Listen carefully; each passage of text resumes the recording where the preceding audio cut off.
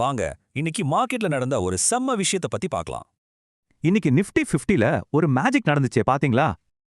இது ஏதோ சும்மா நடக்கல, ஒரு பக்காவான பிளான் போட்டு அடிச்ச டாட் டு டாட் ஹிட்.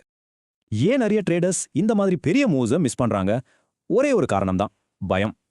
அந்த பயத்தினால தான் சீக்கிரமா வித்துடுறது, இல்லனா உச்சத்துல போய் மாட்டிக்கிறது. ஆனா சரியான லெவல்ஸ் நம்ம கிட்ட இருந்தா இந்த பயமே தேவையில்லை. அதுதாங்க இங்க மேட்டர். மார்க்கெட் ஓபன் ஆகிறதுக்கு முன்னாடியே நிஃப்டிக்கு ஒரு ப்ளூ பிரிண்ட் ரெடி பண்ணிட்டோம். அதோட லாஜிக் என்னன்னு பாப்போம். பிளான் ரொம்ப சிம்பிள். 24,375க்கு மேல போனா டார்கெட் செட் ஆயிடும்.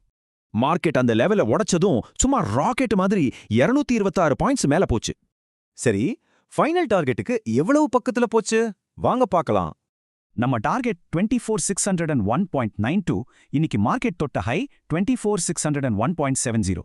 வித்தியாசம் வெறும் 20 பைசா தான். இதுதாங்க பிரெசிஷன், அதாவது துல்லியம். சந்தை கரெக்டா நம்ம டார்கெட்ல போய் நின்னுடுச்சே. பாத்தீங்களா டேட்டாவோட பவரை?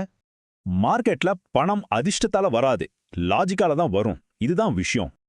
இந்த ஜாக்பாட் மூவை உங்களால பிடிக்க முடிஞ்சதா? கமெண்ட்ல சொல்லுங்க. அப்போ உங்க வெற்றிக்கு எது முக்கியம் நினைக்கிறீங்க? அதிர்ஷ்டமா இல்ல லாஜிக்கா?